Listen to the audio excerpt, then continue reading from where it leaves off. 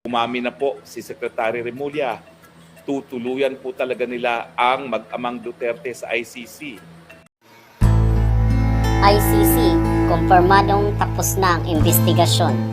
May biglaang pa-press conference si Senator Bato de la Rosa dahil sa balibalitang anytime ay pwedeng maglabas ng warrant of arrest ang International Criminal Court o ICC. Ito ay ayon mismo kay former Senator Antonio Trillanes. Aniya ay tapos na ang investigasyon ng ICC sa madugong drug war ng Duterte administration. At narito nga ang bahagi ng kanyang pahayag sa post ng Inquirer. ICC in Philippines last December.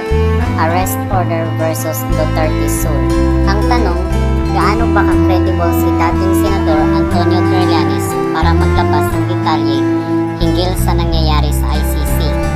Well, kung ating matatandaan, ay isa nga itong si Trillanes sa mga nag-akyat ng kaso sa ICC kasama si Gary Alejano noong 2017 laban kay dating Pangulong Duterte. Hindi kaya may direktang ugnayan at komunikasyon si Trillanes sa organisasyon? Well, yan ang ating abangan. Ayon pa kay Trillanes, ang investigasyon sa drug war ay nangyari sa nakalipas na buwan, December 2023. Ay preliminary o paunang investigasyon pa lang at may gagawin pa di umano na final na pag-iimbestiga. At kahit pa nga ayon kay Atty. Roque na isang pro-Duterte supporter ay kinumpirmang nakapasok na nga ang ICC. Ang malaking tanong na kararami, pinayagan ba ng kasalukuyang administrasyon ang hakbang ng ICC? Well, ang sabi ni Secretary of Justice Remulla ay hindi nila matumbok kung talaga nga nakapasok ang ICC o hindi. Handa ba ang kampo ni Duterte kung sakaling maglabas ng hatol ang korte? Ano ang mangyayari sa UPIL na binuo ng Marcos Duterte tandem noong huling halalan? Tuluyan na ba itong mabubuwag? Magkakaroon na ng bagong oposisyon? Na ilan hayagang titiwalag si BP Sara sa kasalukuyang administrasyon? May pagsisisi kaya sa parte ni BP Inday Sara at hindi pa ito tumakbong presidente sa kabila ng pag-hikay ng kanyang ama noon at nagkaroon nga siya ng malaking survey numbers noong 2022 election. Ilan lamang ito sa mga tanong na dapat maging handa ang mamamayang Pilipino sa mga mangyayari sa hinaharap dahil tsak na Pilipino ay damay sa hiwa ng dalawang partido. Narito naman ang ilan sa mga reaksyon ng mga netizen. Ating tingnan ang pulso ng publiko sa mga comment section. Aniya, payagan na ang ICC yan ang mga solusyon sa problema sa drugs sa Pilipinas. Hindi masusolusyonan ang drugs kung huliin lang ang mahihirap. Masusolusyonan ang drugs kung ang source ng drugs ang mga drug lords, mga ilang politiko at ilang mga pulis na involved sa drugs ang nalilito. Ang gulo niyo po, dati ayaw at maghuliin at pumilit silang pumasok. Ngayon, iba na ang sinasabi kaya magulo ang Pinas. Kaya sa magulo ang mga politikong nahalal ng tao pa. Huwag basta maniwala kayo sa mga Duterte man o Marcos. They have common agenda to erase the opposition and stay in power for life. Ayon sa konstitusyon, the state shall protect its citizen against lawlessness, crime, and invasion. Kaya nga nagdeklara ng drug war ang Pangulong Duterte para protektahan ang mamamayang Pilipino, lalo na ang mga bata sa mga ipinagbabawal na gamot na siyang sumisira sa kanilang kinabukasan. Ngayon, ang dating gobyerno ay imbestigahan ng ICC. Ano ba ang nagawa ng dati? Narito naman yung sinabi ng Ronald Bato de la Rosa hinggil sa ICC. Panoorin ang kanang To this interview. government is to be man enough to please tell us what's the real score. Sabihan lang. Wala namang problema dyan. Sabihan lang, wala lang patalikod na transaksyon. Pag sinabihan mo kuno na hindi sila pwede pumasok, at ngayon nagbago yung ihip ng hangin, pumayag na kayo na pumasok, please tell us. You are our president. You are our leader. Tell us so that we know what to do. Hindi naman namin. At ngayon naman ay ating pakinggan ang sinabi ni Harry Roque sa pakikipagtulungan ng ating gobyerno sa ICC. Ating pakinggan mga kapolitika. Umami na po si Secretary Remulla. tutuluyan po talaga nila ang mag-amang Duterte sa ICC. Kinumpirma niya na dahil po sa mga resolusyon na ipinasa ng Kamara, ngayon daw ay makikipagtulungan na sila sa ICC at ang pinaka-importanting pagtutulungan ay yung pag-aaresto sa mag-ama kapag sila po ay naisyuhan na ng warrant of arrest. Malungkot po yan dahil talaga naman pong yan ay patunay na wala na pong unity.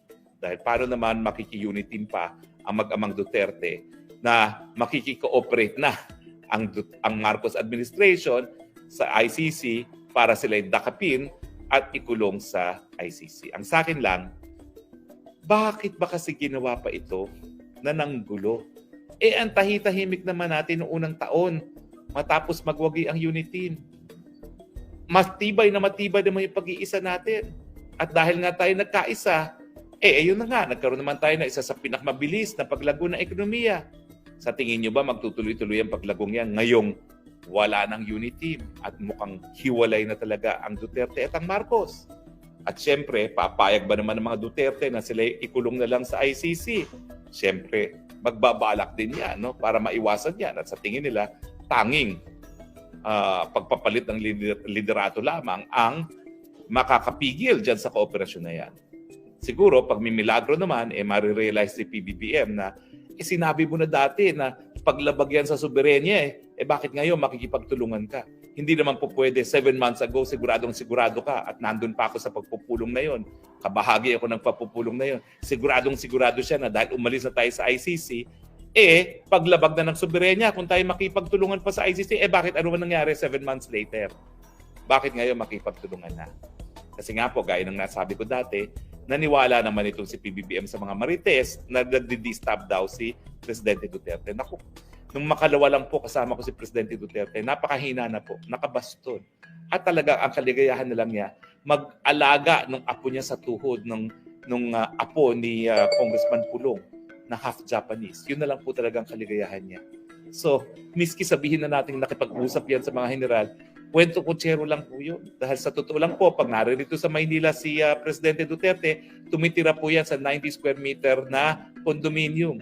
Para ikaw po mag-distab, kinakailangan mo billion-billion na obviously wala po si Presidente Duterte. Malungkot po yan.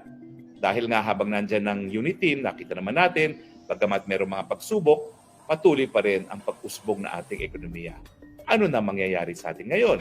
Lalong-lalo na mukhang lumalala pa ang hidwaan dyan sa gitnang silangan. Anyway, enough of my thoughts. Ano po ang inyong thoughts? Agree or disagree? Tignan po natin ang mga reaksyon ng ating mga texters. Maria Liza Patio. Good evening, Spokes. Sabi nga po ni Madam Liza, happy birthday, milyonaryo. Christina Nagrampa, grabe, Attorney Harry, si BBM may baha landslide sa Davao Region, nanood pa ng concert, parang walang pake-alam sa taong bayan. Well, ako naman po, pati naman presidente, entitled na magkaroon ng libangan. Kaya lang, tama po kayo dahil hindi naman siya bumisita doon sa mga lugar na mga nasalanta ng landslide. No?